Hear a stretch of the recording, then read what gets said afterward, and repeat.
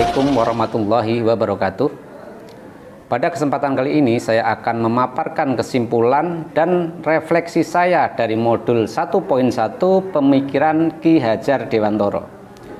Sebelumnya saya ucapkan terima kasih kepada pengajar praktik, fasilitator, para instruktur, dan tidak lupa juga saya ucapkan terima kasih kepada kepala sekolah dan rekan guru serta para siswa SMA PGRI Depok yang telah mensupport saya, mendukung saya mengikuti program CGP Angkatan 6 ini.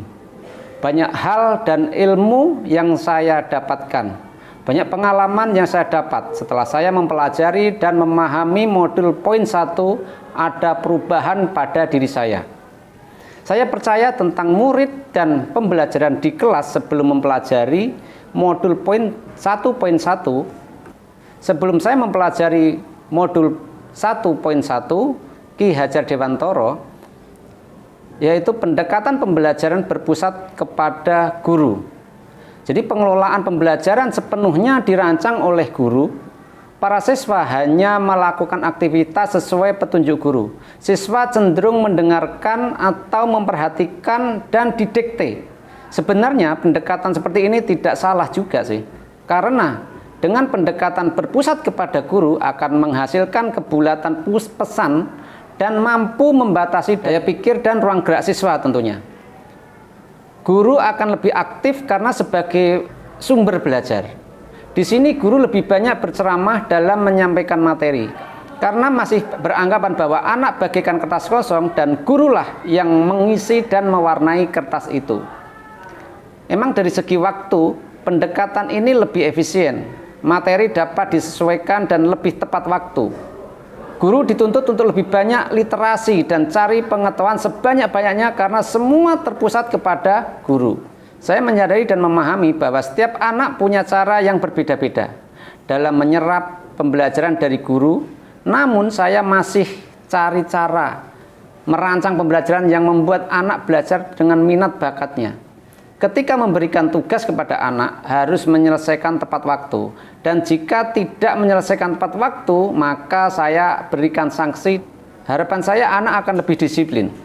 Dari awal pandemi sekolah ini sudah mengalami perubahan, tapi belum mengacu pada pemikiran Ki Hajar Dewantara. Karena saya kurang memperhatikan tentang pemikiran itu dan saya belum mempelajari atau belum mengetahui. Karena saya anggap saya sebagai guru eksak. Saya lebih mengandalkan pemikiran dan logika saya saja. Cuma menggunakan insting dan naluri bertahan hidup. Waktu itu prinsip saya kalau mau bertahan hidup ya harus beradaptasi dengan lingkungan. Harus bisa bertahan, beradaptasi dengan lingkungan sekitarnya. Bahkan pada waktu itu saya merancang alur pengembangan pembelajaran berbasis digital berpedoman bahwa dengan teknologi mempermudah dan memangkas waktu pengajar.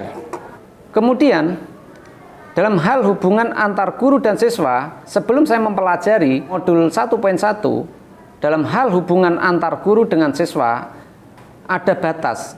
Guru lebih menjaga image agar siswa menghormati, karena saya beranggapan guru adalah sosok yang harus dihormati, sehingga guru harus menjaga sikap batasan kepada siswa. Kemudian saya setelah mempelajari modul 1.1 tentang pemikiran Ki Hajar Dewantara, banyak berubah dan pemikiran atau mindset saya secara otomatis merubah juga perilaku saya.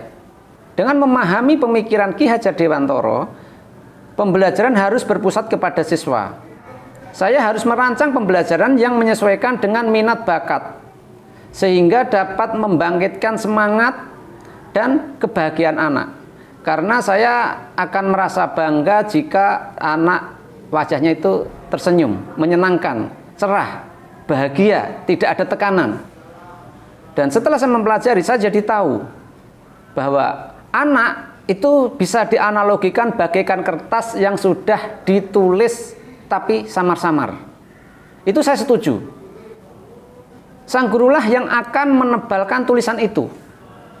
Saya punya pandangan bahwa kertas yang masih samar-samar itu setiap coretannya ada perekat.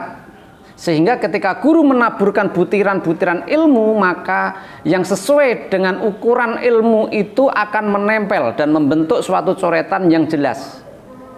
Setiap anak punya kodrat kan keunikannya sendiri.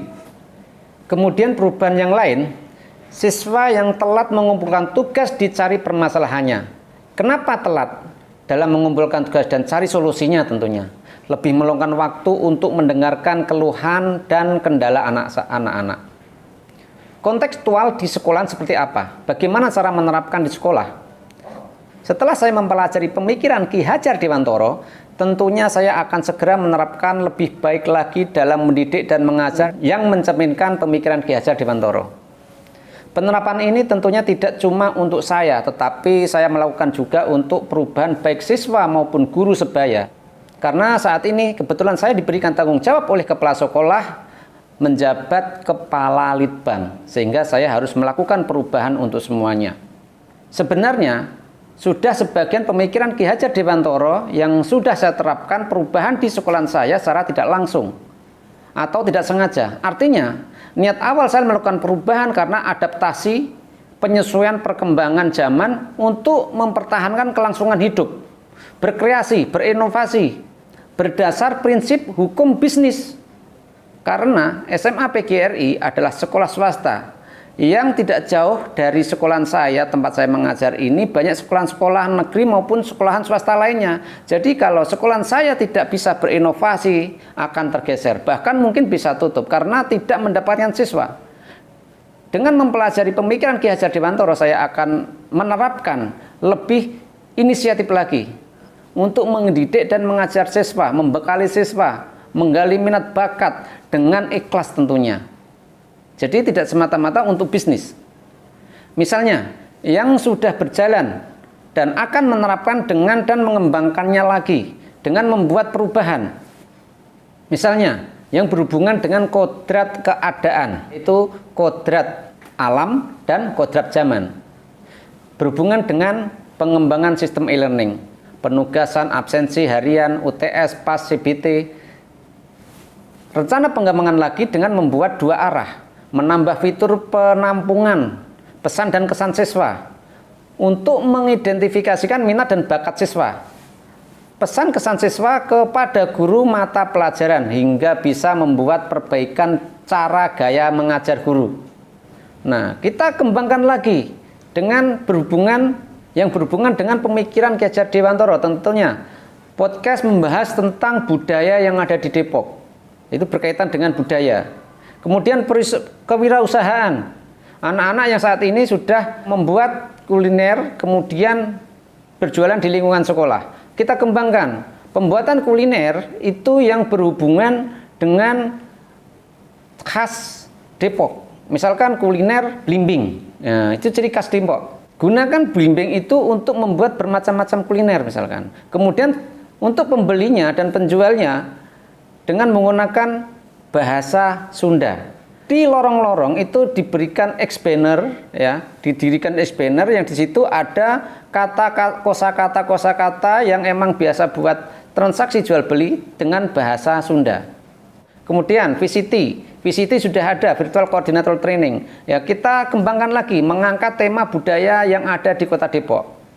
Dalam hal pengajaran, tentunya saya akan merancang pembelajaran di kelas sesuai dengan kodrat alam dan kodrat zaman yang lebih menarik, yang tidak membuat bosan siswa. Rolling tempat duduk dan teman duduk untuk membiasakan siswa agar bisa beradaptasi dengan siapapun, dimanapun, juga menerapkan keadilan di situ.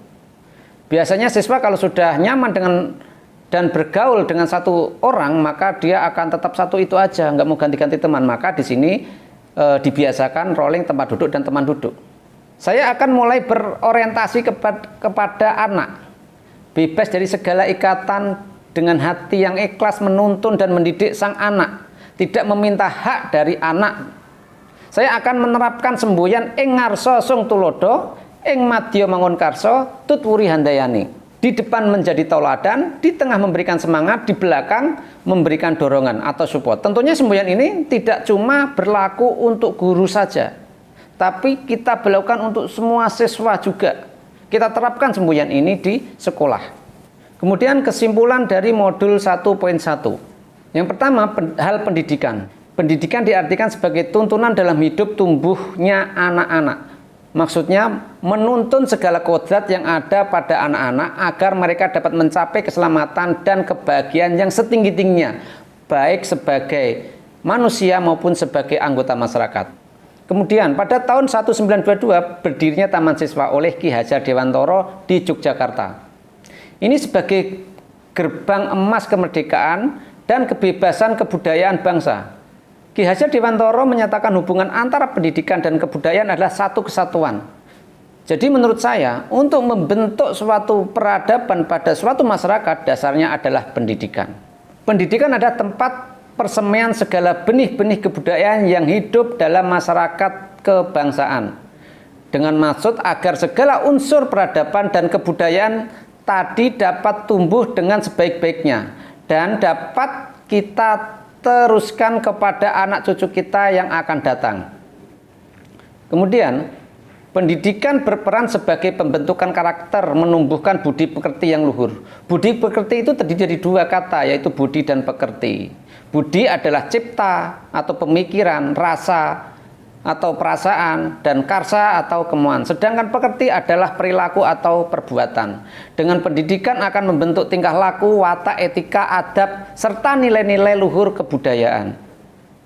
Jadi inti dari pemikiran Ki Hajar Dewantoro adalah perubahan, yang mana perubahan itu memiliki 3 kerangka penting menurut Ki Hajar Dewantoro. Yang pertama, kodrat keadaan, yang terbagi atas kodrat alam dan kodrat zaman. Kodrat alam, di mana kita berada, maka kita harus bisa beradaptasi. Dimanapun kita tinggal, kita harus saling menghormati agama maupun budaya, harus saling menjunjung tinggi adab sopan santun. Kemudian kodrat zaman, kita harus bisa beradaptasi dengan zaman. Kapanpun kita hidup harus bisa menjawab tantangan zaman, karena masing-masing zaman punya tantangan. Kemudian yang kedua, punya prinsip untuk melakukan perubahan. Bagi saya, perubahan bisa saya logikakan dengan rumus fisika, karena saya pengajar fisika.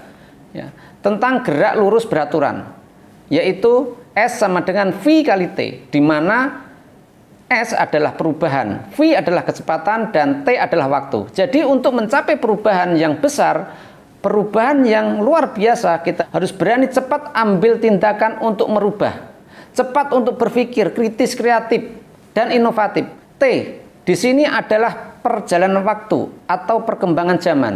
Jadi yang berpengaruh dalam perubahan diri adalah kecepatan berpikir kritis, kreatif, dan inovatif. Semakin besar kecepatan, maka semakin cepat perubahan. Tentunya untuk bisa kritis, kreatif, dan inovatif ini punya bekal ilmu. Untuk itu, bekali diri dengan ilmu dari berbagai sumber.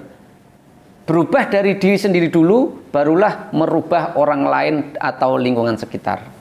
Yang ketiga, kerangka perubahan adalah prinsip pendidikan harus memerdekakan. Setiap anak-anak punya keunikan sendiri, punya bakat, punya talenta masing-masing sesuai kodratnya. Saya sebagai guru maka berkewajiban bukan cuma mengajar, tetapi juga mendidik, menuntun, mengarahkan. Memerdekakan anak, buat anak-anak nyaman, jangan buat tertekan. Jadi kurang lebih seperti itu. Terima kasih, salam perubahan.